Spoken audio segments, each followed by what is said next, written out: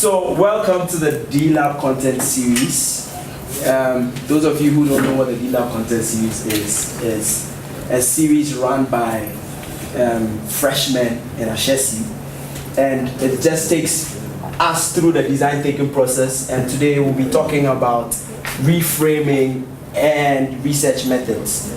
So we have our speaker here. She is Fauziya, and most of you know her. She's a freshman of Ashesi, and she's doing computer science, and she does FDE, Foundations of Design and Entrepreneurship, and that takes us through the design thinking process. So she'll be taking us through the design thinking process, and I want all of us to just give her a hand. All right. Okay, so good evening, ladies and gentlemen. Okay, most of us here are freshmen, so I'm taking it like, okay, let me start all over. Freshmen, and we are coming new to the design lab. So design thinking. We all know design thinking takes 4 processes: finding the problem, research, analyze, ideate, and you prototype. So right now, I'll be taking the research with the problem framing, and the research part. So problem framing. When we come in, I ask you guys like 5 plus 5. What is 5 plus 5? And I ask another question. What 2 numbers add to 10? With the first question, what is 5 plus 5? It limits you to the answers you can give, because basically I'm asking you what 2 numbers can you add to get 5 plus 5? No, what is 5 plus 5? The sum of 5 plus 5. But the second question gives you a whole range, which is what 2 numbers can you add to get 10? This one, you can put it under the spy plane, in reframing, helicopter, and the bullseye. When we say 5 plus 5, that's the bullseye, because I'm giving you narrow, specific things to say. When I tell you what possible ways can you get a product, sum or whatever of 10, that's a spy plane view. But I ask you the sum of 2 numbers that can give you 10, which is helicopter. The sky plane view is a very broad spectrum. It gives you all range of numbers that you can get a sum of 10. With the bullseye, it's narrow and doesn't give you boundaries to push. With the helicopter, it gives you a manageable space to work in. It's not too broad, it's not too narrow. Well, in this case, it's just a sum. So products are cancelled out, division and subtraction are cancelled out. Albert Einstein said that when you are given a problem, if he is given a problem and he's supposed to solve it in 1 hour, he will take 55 minutes in analyzing a way to frame the problem and take the remaining 5 minutes or even under 5 minutes to find a solution. Because when you are able to correctly frame a problem, the solution comes up easier. When you are able to frame a problem using the helicopter view, you come with the before, during, and after. So let's take a problem, like a problem with me. I hate cooking. And you wouldn't ask me what is the reason why I hate cooking. More appropriate way of putting it will be, why don't I enjoy cooking? So during, before, and before, during, after.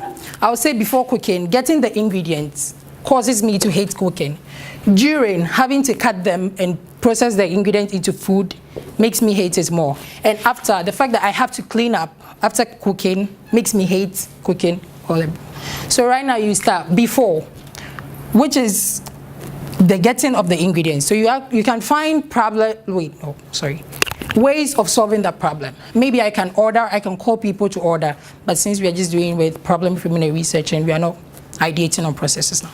So you analyze the before aspect of the problem, the during aspect of the problem, and the after aspect. And finding all these informations, you use the ethnographic research and abductive reasoning. Why ethnographic research? In design thinking, we use ethnographic research because it's ethnographic, so let's just say we all can spell that. Ethnographic research because with that you analyze the person in his habitual context, where they are staying, how they live their lives, and all that they do in their daily normal lives. So when you analyze that, you are able to see even things that when you ask them, they are not able to tell you because they might think it's not that relevant. And in ethnographic research, one key aspect is human contact. So you deal with the empathy, and abductive reasoning. Abductive reasoning because we don't want to use like previous encounters to come with a conclusion. When you do deductive, conclusion is guaranteed. When you do inductive, conclusion is likely. But with abductive reasoning, it is possible. Not all the reasons you get will be possible. Some will be possible, some will not be possible. But abductive reasoning, because it pushes all the boundaries, it makes you able to answer various questions and all that you have before, during, and after the problem space. And when you are reframing your question, you are supposed to avoid using what.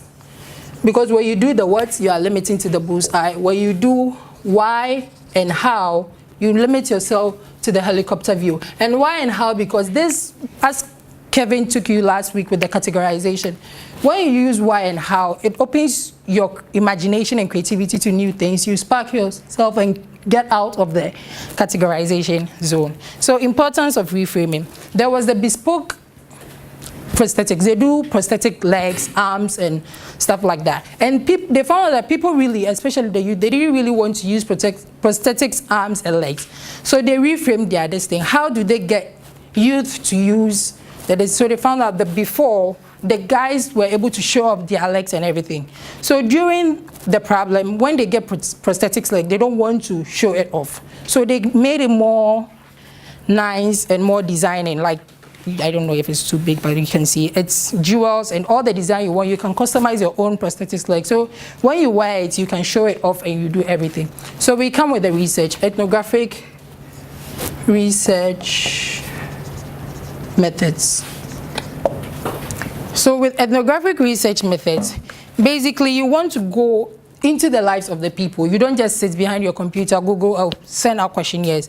One of the reasons, in order to be ethnographic or go through ethnographic research, you have to use the T-shaped thinking. With the T-shaped thinking, we have empathize, intuition, and experiment. Then we have here to be analytical. You have to analyze whatever you get. With the T-shaped thinking, it helps with this one because you get the human emotion. Wherever you are designing, it's for the human components. And when you don't know and add meaning to whatever solution you get them, it really, most of the time, fails because then they don't really see why they should take yours over whatever they were using before that. And some of the DT, which is design thinking methods, research methods are, let me start with depth interviews. So with depth interviews, you don't just go in there and just buy the question. You ask the people, you already plan and prepare before you go in there. When you go to, you don't just give specific questions. You broaden the thing. You don't come in like, oh, I want to interview, and so you start a conversation. And most likely, one thing I've noticed with working with the deep dives with Yofi, when we go, we don't normally ask them questions. We just say, oh, we saw this. Why do you do this? And most of the time, they themselves will tell you everything, and you know the problem they are facing and all that. And with depth interviews, you have to be sensitive to the people. Some questions you don't ask. You don't just ask like, oh, why is that you just throw rubbish anyhow and you don't find proper ways. You have to be sensitive to the people because you might, emotional intelligence, something we learned in class today. You don't just say anything to piss people off. Sometimes when you say that, like, they kind of get pretty mad at you. So you don't really, and you don't leave the questions open-ended. You don't have to give them a question like, what will you do if I gave you $1,000 to solve this problem? You have to actually make it specific so that they know what they are about and they don't have to like just give you vague answers. And you don't also have to give them like answers to the question. Like if I give you $1 million, will you take it or not? You don't say, because that one is like you're kind of telling the person what will you do. Or if I give a red bag, would you want that over a black bag? You don't really say that. You just ask a bag. How would you want the bag to be? You don't give them colors or shape or size of the bag. Then we go to observational shadowing. Observational shadowing mostly works in business places where you want to maybe overshadow a CEO, a managing director or something. So it's like you take a day in that person's life, mostly something like a day in their life. So you follow them whatever they do in their workplace. And this one isn't so effective because you don't have any background knowledge and your relationship with the person isn't so good. So you don't really know if he's always like that or just that day he's being moody or something. You don't really, and following up makes it difficult where you are using the observational shadowing. Another design thinking research method is immersion, and this one I kind of like more because you actually take the person's life as your own, but sometimes also when you take this life you get carried away.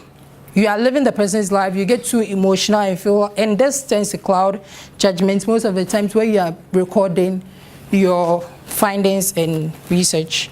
There is also experiments. Experiments mostly are controls. We ourselves, we create a constraint maybe in the lab, in a community, and this one is very effective for small crowds because when you do it over a big crowd, it's really hard for you to control like the setup and everything. Then we have the diary method.